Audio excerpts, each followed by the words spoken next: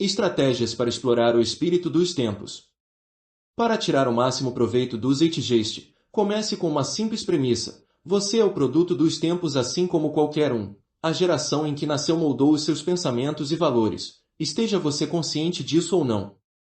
Desse modo, se notar por dentro alguma frustração com a situação do mundo ou com a geração mais velha, ou se observar que há algo faltando na cultura, é quase certo que a sua geração está se sentindo da mesma forma. E se você for aquele a expressar esse sentimento, o seu trabalho encontrará uma ressonância com a sua geração e ajudará a moldar o Zeitgeist. Com isso em mente, ponha em prática algumas das seguintes estratégias, ou todas elas. Resista ao passado.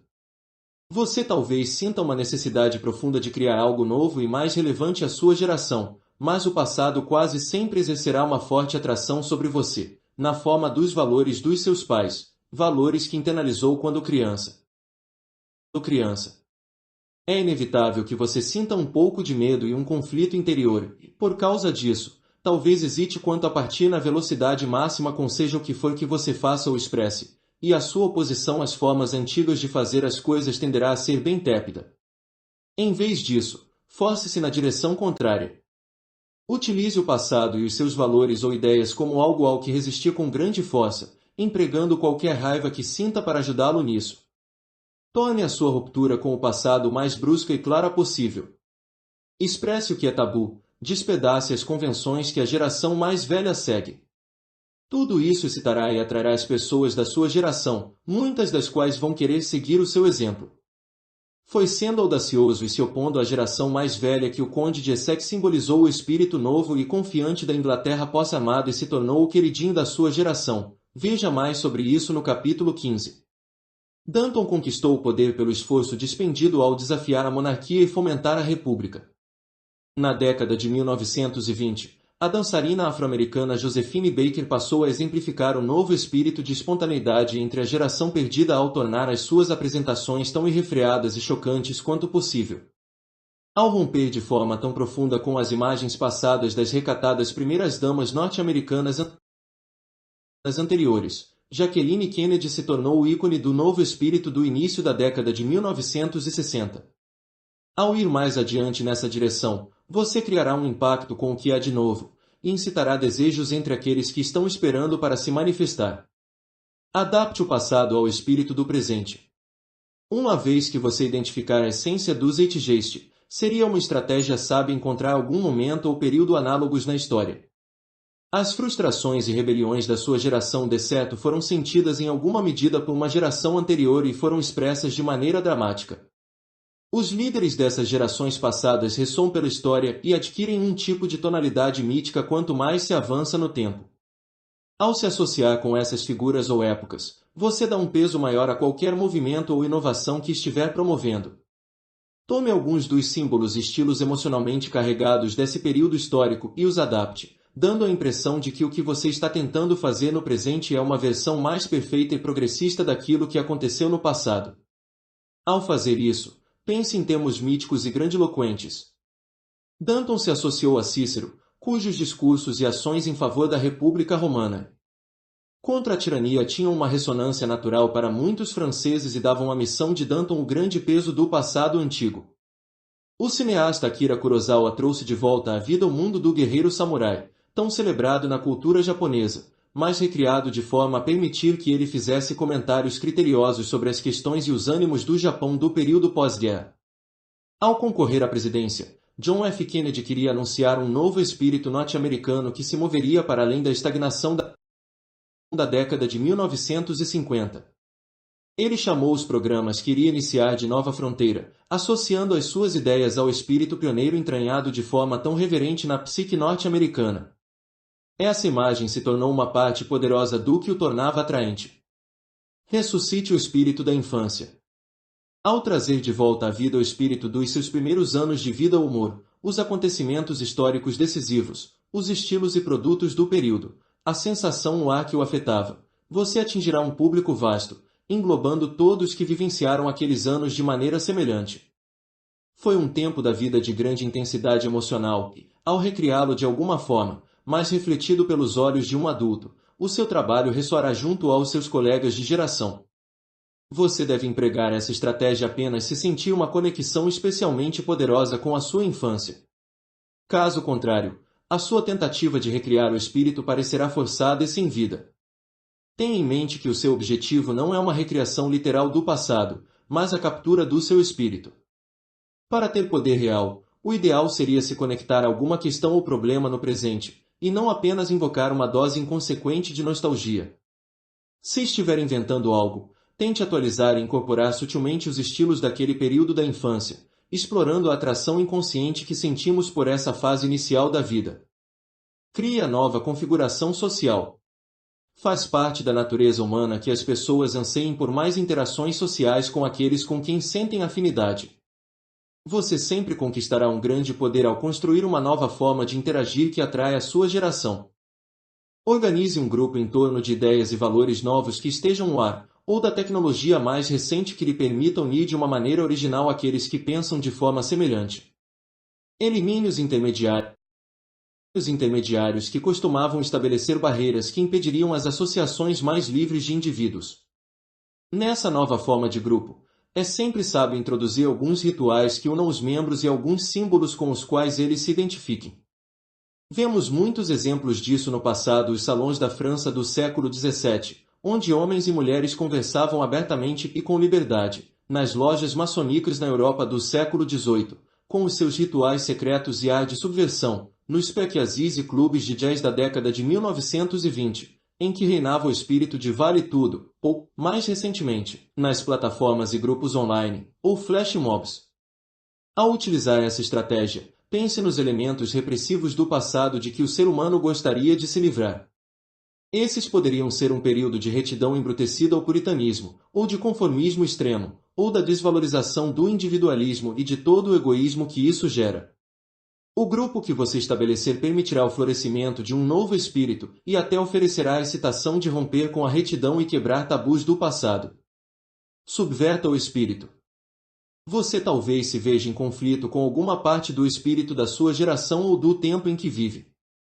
Talvez se identifique com alguma tradição do passado que tenha sido substituída, ou os seus valores sejam diferentes de alguma maneira por causa do seu próprio temperamento individual.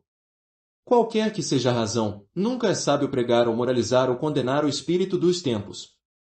Você só acabará se alienando. Se o espírito dos tempos for como uma maré ou uma correnteza, é melhor encontrar uma maneira gentil de desviá-lo, em vez de lutar contra a sua direção. Você terá mais poder e exercerá um efeito maior ao agir dentro do zeitgeist e subvertê-lo.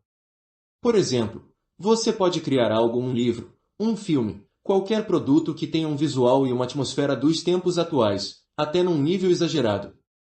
Entretanto, por meio do conteúdo que produz, você insere ideias e um espírito que é um pouco diferente, que aponta para o valor do passado que você prefere, ou retrata outra maneira possível de se relacionar com os acontecimentos ou interpretá-los, ajudando a soltar a moldura geracional apertada pela qual as pessoas veem o mundo delas. Depois da Segunda Guerra Mundial, os famosos estilistas de moda europeus sentiam um grande desdém pelo mercado norte-americano que então dominava o mundo. Não gostavam da cultura popular que emergia e da sua vulgaridade. A estilista Coco Chanel sempre havia enfatizado a elegância em seus desenhos e de certo compartilhava em parte dessa antipatia. Contudo, ela seguiu na direção oposta de outros estilistas da época, aceitou o novo poder das mulheres norte-americanas e lhe satisfez o desejo por roupas que fossem menos complexas e mais atléticas. Conquistando-lhes a confiança e empregando a linguagem delas, Chanel agora tinha um grande poder para alterar sutilmente os gostos norte-americanos, introduzindo mais da sua verdadeira sensibilidade e transmitindo alguma elegância aos desenhos despojados que as norte-americanas adoravam. Desse modo, ajudou a redirecionar o zeitgeist na moda, antecipando as mudanças do início da década de 1960. Esse é o poder que vem de trabalhar com o espírito, em vez de contra ele. Continue se adaptando. Foi na sua juventude que a sua geração construiu esse espírito específico, um período de intensidade emocional que costumamos recordar com carinho. O problema que você enfrenta é que, ao envelhecer, tende a permanecer preso aos valores, ideias e estilos que marcaram essa época. Você se torna um tipo de caricatura do passado para os que são mais jovens, parando de evoluir com o seu pensamento. O tempo deixa para trás, o que o faz se apegar com ainda mais força ao passado como a sua única âncora. E, à medida que envelhece, e cada vez mais pessoas ocupam o palco público, você reduz a sua plateia. Não é que você deva abandonar o espírito que o marcou, o que seria impossível de qualquer maneira. Tentar imitar os estilos da geração mais jovem só o fará parecer falso e ridículo. Modernize o seu espírito e adote, se possível, alguns dos valores e ideias da geração mais jovem que o interessam, ganhando um público novo e mais amplo ao mesclar a sua experiência e perspectiva com as mudanças em andamento, tornando-se um híbrido incomum e atraente. Para o diretor cinematográfico Alfred Hitchcock, a década que moldou a sua identidade e obra foi a de 1920, quando ele entrou na indústria e se tornou diretor. O que importava mais naqueles filmes mudos era aperfeiçoar a linguagem visual para contar uma história. Hitchcock dominou a arte de utilizar ângulos e movimentos de câmera para fazer os espectadores se sentirem no meio da história. Ele nunca abandonou essa obsessão com a linguagem visual por todas as 6 décadas em que trabalhou como diretor, mas adaptou de forma contínua o seu estilo para os espetáculos de cores tão em voga na década de 1950 e para os filmes populares de suspense e horror nas décadas de 1960 e 1970. Diferentemente de outros diretores que, ao envelhecerem, saíram completamente de moda ou apenas tentaram imitar o estilo contemporâneo, Hitchcock criou um híbrido do passado e do presente. Isso deu aos seus filmes posteriores uma tremenda profundidade, pois ele havia incorporado todas as adaptações de pontos anteriores da sua carreira. Os filmes dele atraíam um grande público, mas eram únicos por causa dessas camadas de inovações introduzidas na obra. Essa profundidade sempre terá um efeito incrível sobre qualquer público, pois o seu trabalho parecerá se estender além do tempo. O ser humano além do tempo e da morte. Nós, seres humanos, somos peritos em transformar tudo em que pomos as mãos. Mudamos por completo o ambiente do planeta Terra para que se adequasse aos nossos propósitos. Nós nos transformamos de uma espécie de físico fraco no animal social mais proeminente e poderoso, efetivamente aumentando e reprogramando nosso cérebro no processo. Somos irrequietos e a nossa inventividade não tem fim.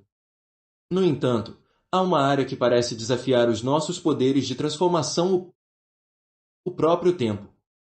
Nascemos e entramos no fluxo da vida, e cada dia ele nos carrega para mais perto da morte. O tempo é linear, sempre avançando, e não há nada que possamos fazer para lhe deter o curso. Passamos por várias fases, que nos marcam de acordo com padrões além do nosso controle. O nosso corpo e mente desaceleram e perdem a elasticidade da juventude. Impotentes, vemos cada vez mais jovens encherem o palco da vida, empurrando-nos para os bastidores.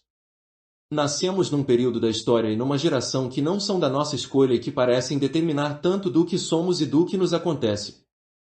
A nossa natureza ativa é neutralizada, embora não registremos isso de forma consciente. A nossa impotência aqui é a raiz de muito da nossa ansiedade e crises de depressão.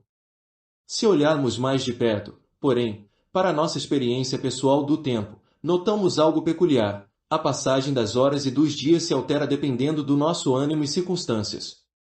Uma criança e um adulto vivenciam o tempo de maneiras bem diferentes.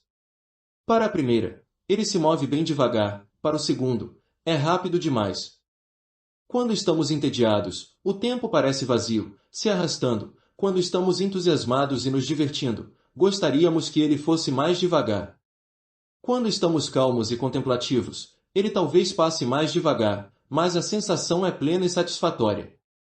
O que isso significa, em geral, é que o tempo é uma criação humana, uma maneira de medirmos a sua passagem para os nossos próprios propósitos, e a nossa experiência dessa criação artificial é bem subjetiva e mutável.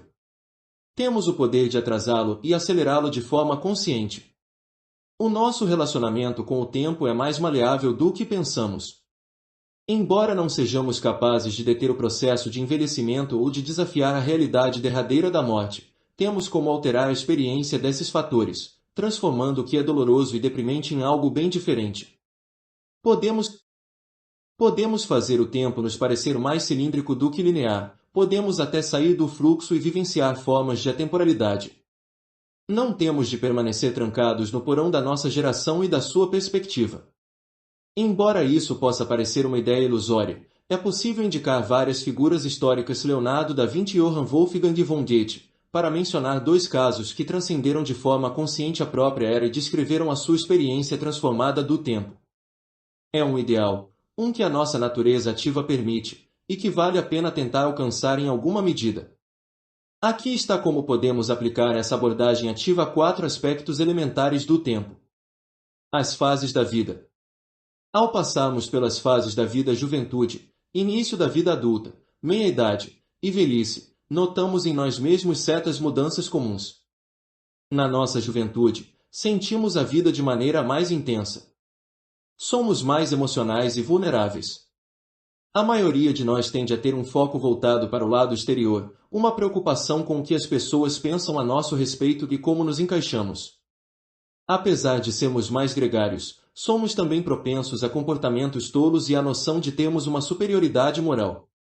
Ao crescermos, a intensidade diminui, a nossa mente tende a se restringir em torno de certas ideias e crenças convencionais. Aos poucos, nos tornamos menos preocupados com o que dizem de nós, e assim nos direcionamos mais para dentro. O que ganhamos às vezes nessas fases posteriores é algum distanciamento da vida, algum autocontrole, e talvez a sabedoria que vem das experiências acumuladas. Temos o poder, porém, de mitigar ou deixar de lado as qualidades negativas que costumam acompanhar certas fases da vida, desafiando, de certo modo, o próprio processo de envelhecimento. Por exemplo, quando somos jovens, podemos nos esforçar para diminuir a influência do grupo sobre nós e não nos fixarmos tanto no que os outros estão pensando ou fazendo. Podemos nos direcionar mais para dentro, buscar uma harmonia maior com a nossa singularidade. Veja mais sobre isso no capítulo 13. Podemos desenvolver de maneira consciente mais dessa distância interior que nos vem com naturalidade com o passar dos anos, pensar com mais profundidade sobre as nossas experiências, aprender lições a partir delas, e desenvolver uma sabedoria prematura. Ao envelhecermos, devemos lutar para reter as qualidades positivas da juventude que costumam desaparecer com o passar dos anos. Por exemplo, podemos reconquistar parte da curiosidade natural que tínhamos quando crianças ao deixar de lado um pouco da nossa presunção e atitude de que sabemos de tudo, algo que costuma nos dominar ao amadurecermos. Devemos continuar a observar o mundo por uma moldura nova, questionando os nossos próprios valores e preconceitos, tornando a nossa mente mais fluida e criativa no processo. Como parte disso, podemos aprender uma nova habilidade ou estudar uma nova matéria para que sejamos levados de volta à alegria que sentíamos no passado, ao aprender algo novo. Também podemos meditar sobre algumas das experiências mais intensas da nossa juventude, colocando-nos de volta naqueles momentos por meio da imaginação, nos conectando mais a fundo com quem éramos. Sentiremos essa intensidade juvenil retornar em alguma medida nas nossas experiências do presente. Parte do motivo por que nos tornamos menos gregários com o passar dos anos é que nos tornamos mais críticos e intolerantes quanto às peculiaridades das pessoas, o que não amplia a nossa experiência de vida. É possível alterar isso também ao entendermos melhor a natureza humana e ao aceitarmos os outros como eles são. Envelhecer tem um componente psicológico e pode ser uma profecia autorrealizada. Nós nos convencemos de que estamos diminuindo o ritmo e não conseguimos realizar ou tentar o mesmo que conseguíamos no passado, e, ao agir de acordo com esses pensamentos, intensificamos esse processo, que nos torna deprimidos e predispostos a desacelerar ainda mais. Vemos ícones do passado que seguiram na direção oposta, como foi o caso de Benjamin Franklin, que continuou desafiando seu corpo e sua mente enquanto envelhecia, e que, pelo que se sabe, reteve uma atitude jovial e encantadoramente infantil ainda aos 70 e 80 anos de idade. Gerações atuais. A sua meta aqui é ser menos um produto da época em que vive e ganhar a habilidade de transformar o seu relacionamento com a sua geração. Uma maneira fundamental de fazer isso é por meio de associações ativas com pessoas de gerações diferentes.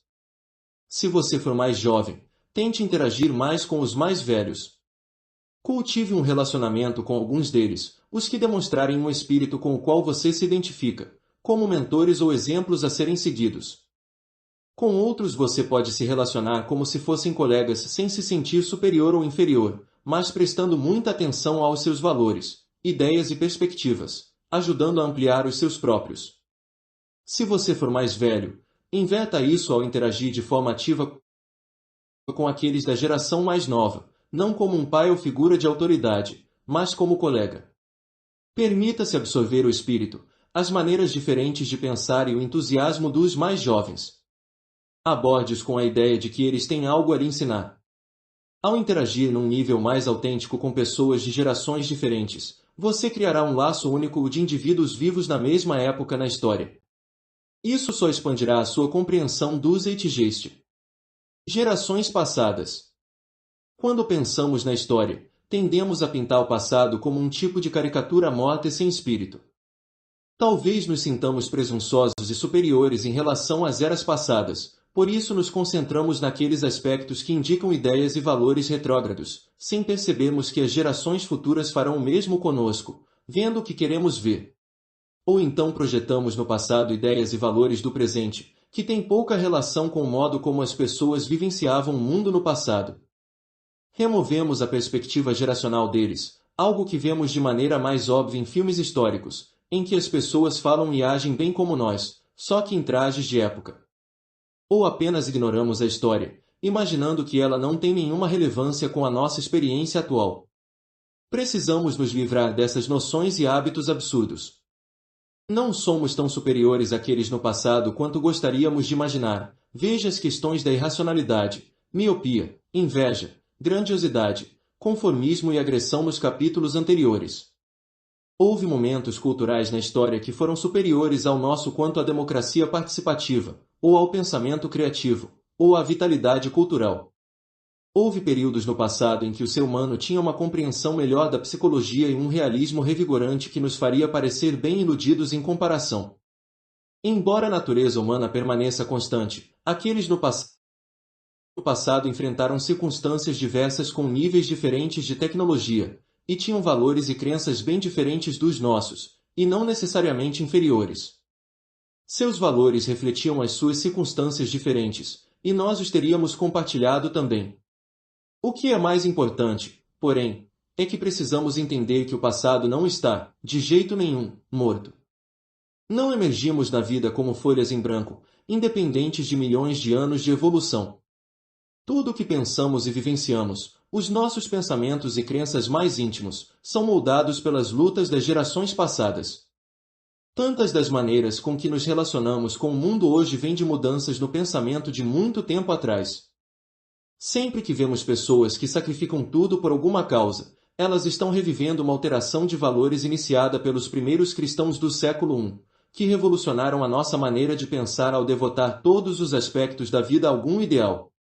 Sempre que nos apaixonamos e idealizamos o ser amado, estamos revivendo as emoções que os trovadores do século XII introduziram no mundo ocidental, um sentimento que nunca havia existido antes.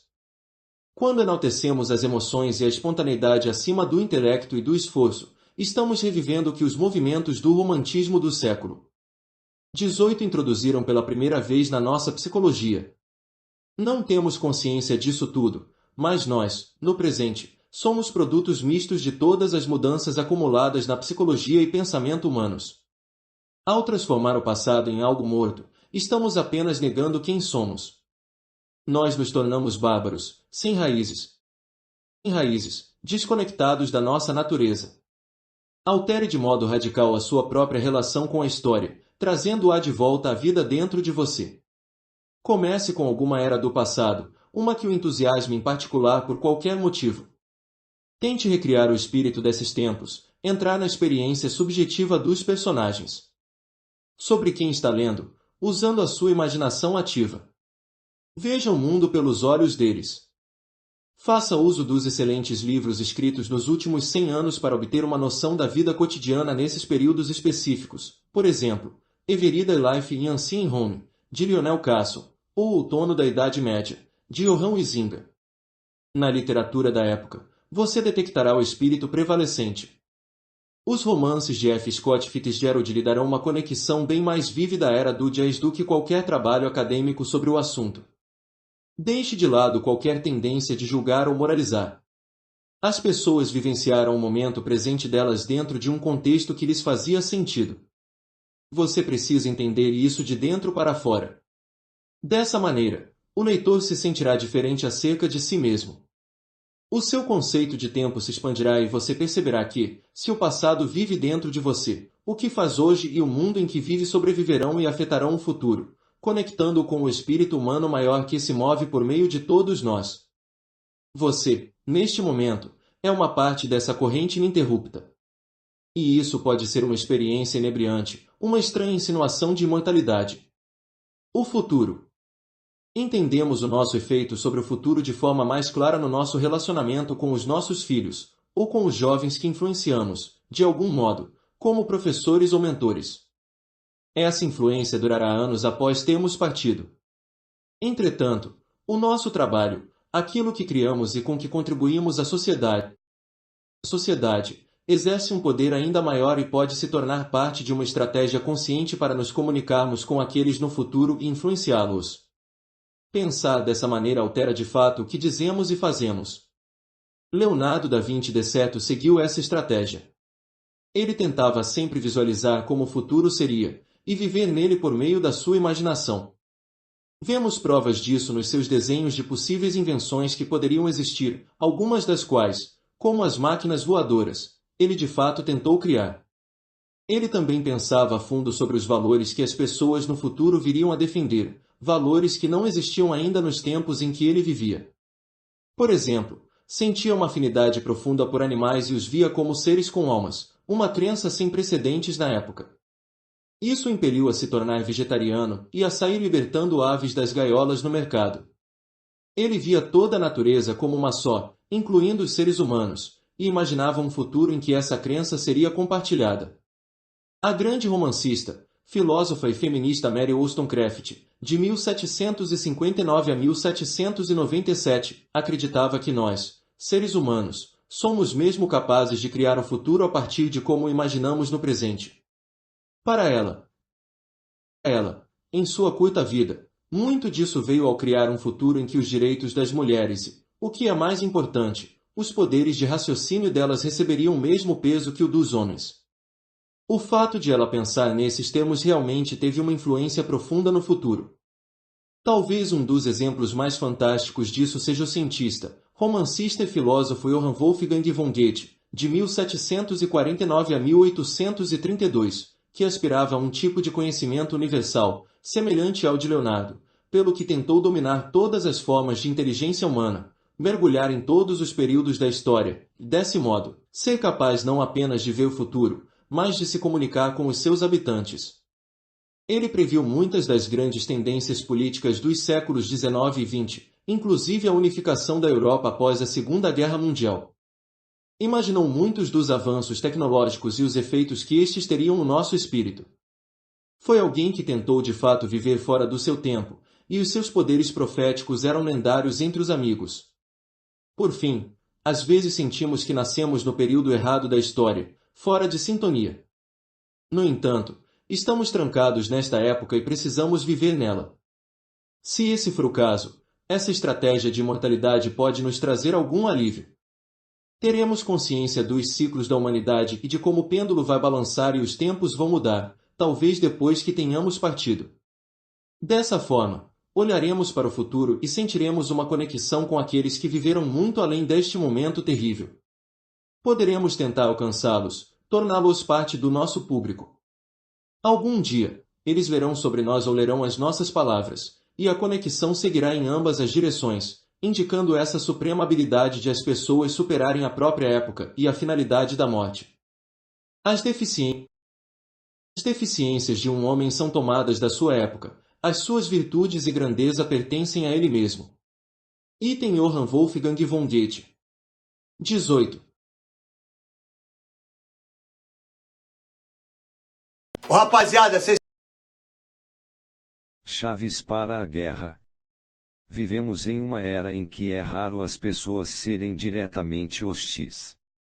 As regras das relações sociais, políticas, militares mudaram, e o mesmo deve acontecer com sua noção de um inimigo. Um inimigo visível é raro hoje em dia e é, na verdade, uma bênção. As pessoas dificilmente o atacam abertamente como antes, mostrando suas intenções, seu desejo de destruir você. Em vez disso, elas são políticas e indiretas. Embora o mundo esteja mais competitivo do que nunca, a agressão aparente é desencorajada, de modo que as pessoas aprenderam a agir em segredo, a atacar de forma imprevisível e ardilosa.